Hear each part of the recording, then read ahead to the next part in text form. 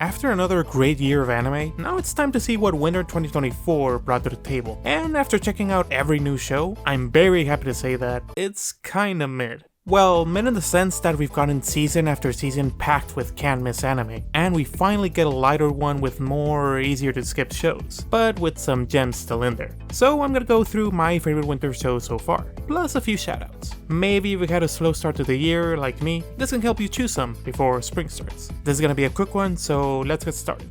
If somehow Frieren wasn't enough to fill you up on fantasy, we got a couple of contenders that got me interested. The biggest one is Delicious in Dungeon. A group of quirky adventurers go down this world's dungeon, and since they lost all their items escaping a battle, they have to go without any food. Luckily, they recruit a dwarf who specializes in turning monster remains into delicious meals. So we get this fun journey where they make yummy food out of the weirdest things, while the leader's sister is slowly being digested in the belly of the red dragon far below, unable to escape, waiting for her painfully slow death. Criminalization aside, this has been a joy to watch. The group of characters just works well for the comedy side, especially with Senshi, who is this sort of uncle figure to the group. Nurturing, passionate about the dungeon's ecosystem, and a bit stubborn. And the leader Laios, who turns out to have always wanted to eat monsters, to the point of being a total geek about it, plus Chilchuk and Lucille's hilarious reactions. And Trigger does it perfectly, making this fantasy world feel alive with all the unique monsters, the beauty in the food making process, and pops off with the sudden action. Overall, a hilariously fun show with a visual style I'm a huge fan of. The other one is the Unwanted Undead Adventurer, where an experienced but fairly weak adventurer ends up dying against a dragon, but turns into a living skeleton, and his only option now is to defeat monsters in order to evolve into a stronger life form, so he can somehow get back to a normal life. Not as strong, but still pretty good. Animation and the cast are fine, you get invested in the protag's weird problem, and it keeps me guessing where they'll go from here. And it's kinda funny seeing him try to talk as a rotting corpse, just hoping it doesn't get stuck on a loop. It's nice to see the pure fantasy genre get a bit of a resurgence after all of the isekai we've gotten. Speaking of, oh my god is there a lot of isekai. An isekai where an overworked woman gets to reincarnate with the power of being liked by any animal, in a cute show with a royal fantasy theme. 2 stories for the villainous protag, one where she's supposed to be the hidden boss of the Otome game she's in, but fails to hide her massive power level, which I really like the bait and switch of episode 1. And another where an evil queen gets burned at the stake, and when she's reincarnated into the real world, she decides to atone by being a doctor, and a damn good one. But in a big twist, she actually dies again while flying on a Boeing plane, and returns to her past life. Now she vows to change the future by becoming a doctor, and saving as many people as she can. Pretty good start, although somewhat generic in some parts. And a show where a trio of kids get isekai to become great heroes, but one of them is gifted the power of healing, and the captain of this world's rescue team trains him in her crazy workout, which turns the idea of a healer on its head, where instead of just being a support, she wants him to be a powerhouse and be able to heal himself when taking damage. It's a decent idea and the show is fine, just don't expect it to be anything groundbreaking. And the captain isn't the only one doing some dominating this season. So many other isekais that I can't get into here, but if you want me to, let me know below if you want a full season tier list, and hit that like and subscribe button, please and thank you.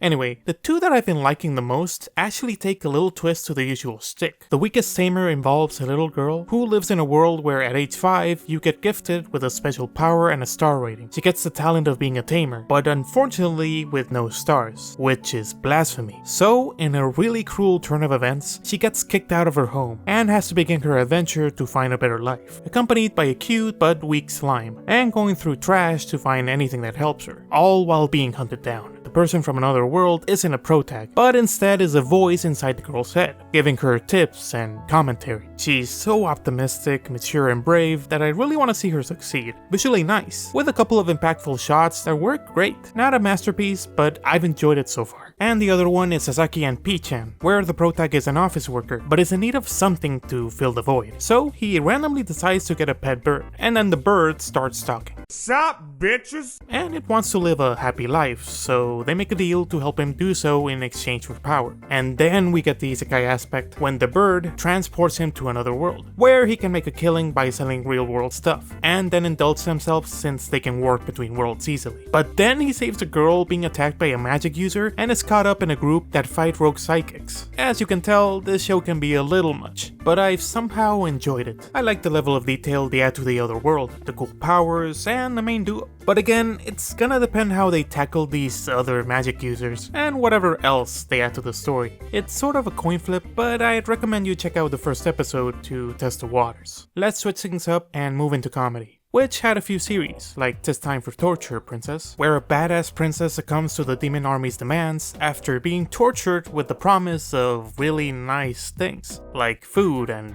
gaming. Love the visual style, but it's so repetitive. And Bucchigiri, a slapstick street gang show where a loser finds a genie who helps him be the strongest dude. But man is it annoying. And such a shame too, because Mappa nails the goofy gags and visuals so well. Characters look great, I love the opening and especially the ending, but the protag sucks. He's the typical comic relief weakling, but hates his childhood friend for no reason, craps his pants every time he gets nervous, and is such a coward. I'll have to get more into it someday, but it just feels like wasted potential. I preferred Mr. Villain's Day Off, a slice of life series where the head of an evil organization, who fights the show's version of Power Rangers, goofs around on his off days. He goes to the zoo to obsess over pandas, tries the earth food he loves, and is a good Samaritan. Very similar to Too Cute Crisis, but I like this character and its dark demeanor more. Super chill and pretty funny. But the big one I think a lot of people are sleeping on is Brave Bang Bravern. Seriously, only 1,200 people have checked it out on Mal. It's crazy to me. It starts off with these soldiers from around the world running tests on their giant robots, and you get the Top Gun kind of vibe. But suddenly they get attacked by an alien army, and it gets deadly quick.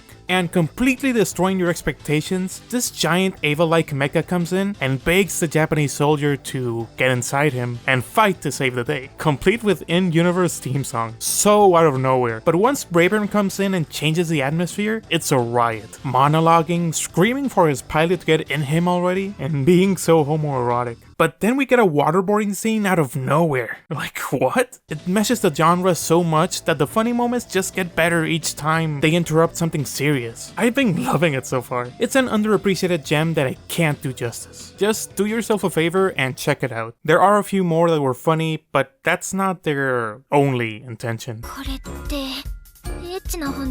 I've covered a lot of ecchi in the channel, but I think this season might be the most horny in a bit. Weirdly, a lot of S&M. I wasn't kidding about the dominating. There are two that made me laugh a ton, whether or not it was intentional. Like Chained Soldier, where a guy in the future governed by women is made into a slave of a girl trying to rise in the ranks, and needs him since he can turn him into a fighting beast. But doing so means he has to unwillingly reward him. These scenes, plus a typical harem scenario, are so dumb that I can't help but laugh at it. And it actually does fairly well animating the action.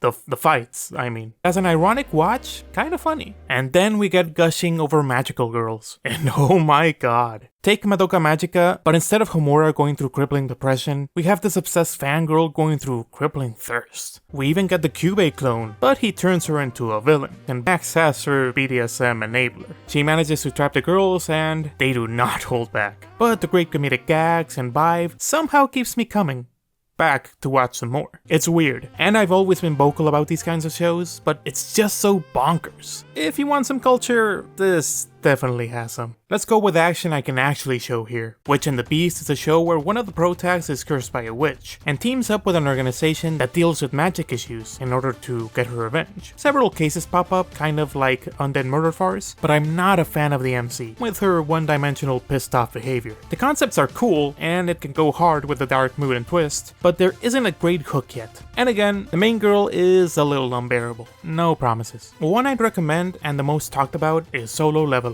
In a world where random portals pop up, filled with monsters that can emerge if not controlled, special people are appointed as hunters to clear these dungeons. We focus on Sang Jin-woo, the so-called weakest hunter of all mankind. Suddenly he gets into big trouble, but somehow survives and is now able to visualize a game-like UI that allows him to take challenges, level up, and become stronger, even overpowered. Now, as someone who hasn't hasn't read the manhwa, I think it's been pretty good. I think A1 has done a great job visually and with setting the mood, especially in those big first episodes. I'm not a huge fan of the whole power fantasy genre, since it's really easy to mesh a lot of them together in the same box, but I really appreciate the slight differences here. The game aspect is interesting, it hypes up what comes next, and while a bit out of nowhere, I love the sudden moment where the protag is in another mindset. You'll know when you see it. So I'd say it's living up to my expectations, especially after episode 6. Definitely worth a shot. And the last genre would be romance. One that I'd mentioned but just wasn't for me is Cherry Magic.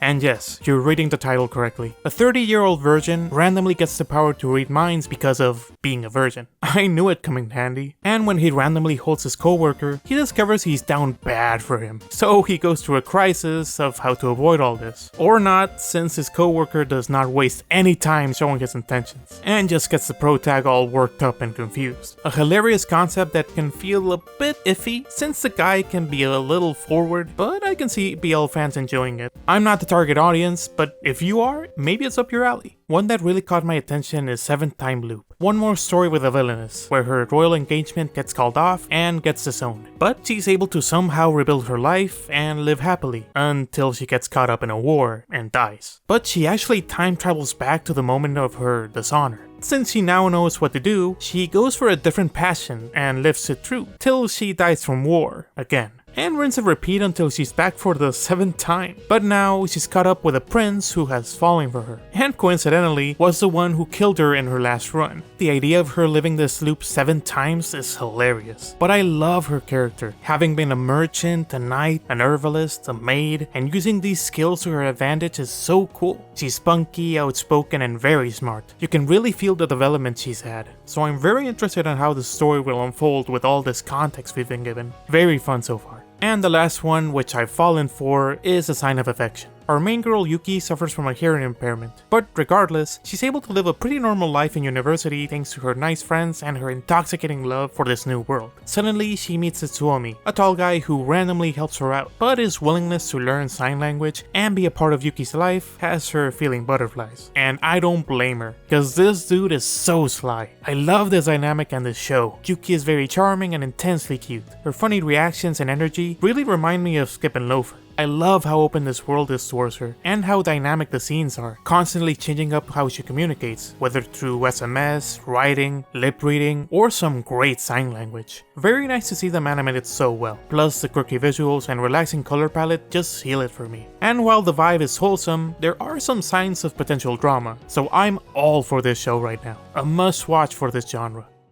And those are my picks for Winter 2024. I hate making it a tradition of being late, but hopefully at least one of these go into your watch list. And if not, still, thanks so much for watching. As I've said before, the 2023 recap and work really stopped me in my tracks. But thankfully winter wasn't super packed and I got to do something. I do want to talk about the other shows, but let me know below if you want that, since the tier list videos do take some time, and I don't want to dump another 2-hour video on you guys. If I do, or you want to know my spring picks, subscribe for more. I promise it'll come out on time, hopefully. But anyways, thank you for hearing me out, I hope you have a great one, and I'll see you all for the next one.